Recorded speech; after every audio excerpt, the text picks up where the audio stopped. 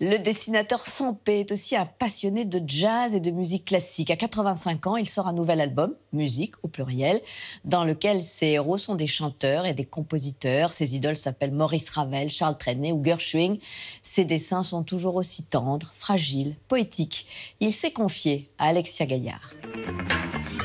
Quand on rencontre Jean-Jacques Sampé pour la première fois, on se fait tout petit, à l'image de ces personnages truculents et si expressifs.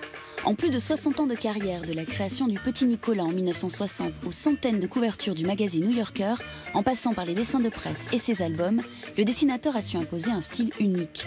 Il est l'un des premiers à constater et à croquer l'évolution de la société française. Mon intention, là, quand j'avais fait le livre de Saint-Tropez, c'est de dessiner des gens avachis. Parce qu'on est dans une fausse société des loisirs. Les gens sont avachis parce qu'ils sont très déçus de ce qu'ils trouvent par rapport à ce qu'on leur a promis. C'est toujours la différence qu'il y a entre le rêve que l'on vous promet et puis la réalité qu'on vous donne. Le dessinateur qui n'a jamais voulu enfermer ses dessins dans des bulles a réussi à créer un univers poétique et fébrile aux couleurs pastel. Il est plus dans le rêve que dans la déception, si vous voulez. Et il est plus dans la bonhomie que dans l'ironie mordante. Il a évidemment un humour, mais c'est un humour du décalage. Le fait de jamais être méchant, de faire en sorte que cette personne du quotidien, ces petites gens, on va dire, mais les petites gens, c'est nous, qu'il caricature, mais avec jamais de méchanceté, se reconnaissent dans ce trait. Alors, il va étriller quelques mondains, quelques pédants, mais il ne se trompe jamais de cible. Son dernier album de dessin, il le consacre aux musiques, toutes les musiques de sa vie. Jean-Jacques Sampé rêvait d'être pianiste, il sera dessinateur. C'est plus facile de trouver une feuille de papier et un crayon qu'un piano. Je ne pensais pas une seconde que je puisse apprendre la musique. J'étais en milieu très simple où c'était inatteignable.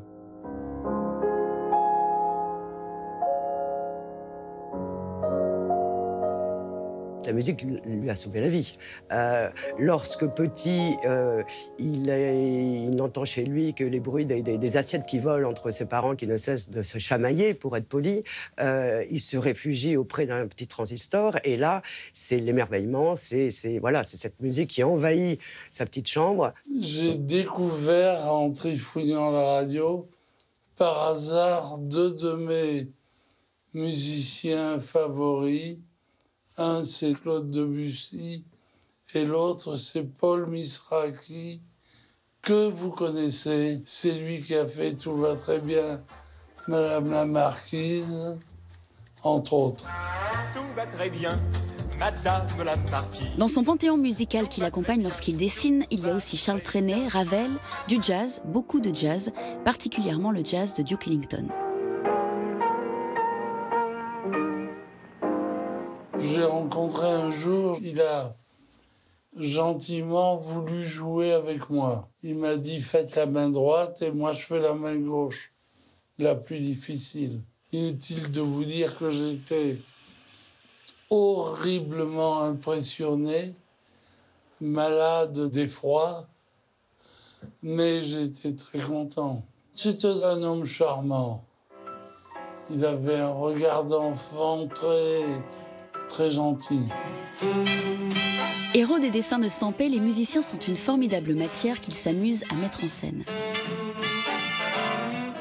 D'abord, c'est une matière visuelle, parce qu'il n'a pas l'oreille absolue, mais il a une belle oreille. Et donc, ses gestes, comme il n'a pas appris le solfège, il a toujours regardé les musiciens pour voir comment ils s'exerçaient, comment ils jouaient. Et puis, il a un œil formidable. Il repère tout, il remarque tout. Il dessine tout sur un petit carnet. Qu'est-ce qu'il y a pas de plus amusant sur le papier qu'un orchestre? Un orchestre, on sait que c'est plusieurs personnes qui éventuellement se jalousent, s'aiment, s'admirent, se détestent. C'est le microcosme d'une société, un orchestre. Le dessinateur avoue pianoter ses airs préférés quelquefois. Il s'attache surtout à transmettre le goût de la musique. Vous savez, la première chose que je demande à un enfant, c'est pas s'il travaille bien à l'école, c'est pas s'il est sage, etc. La première chose que je lui demande, c'est si on lui enseigne la musique. Parce que si on n'enseigne pas la musique à un être humain, on en fait un analphabète. Et de ne pas connaître la musique, c'est un handicap épouvantable. Un handicap dont on ne lui tiendra pas rigueur. Avec ses 35 albums et ses milliers de dessins, Sampé s'est inventé sa petite musique à lui.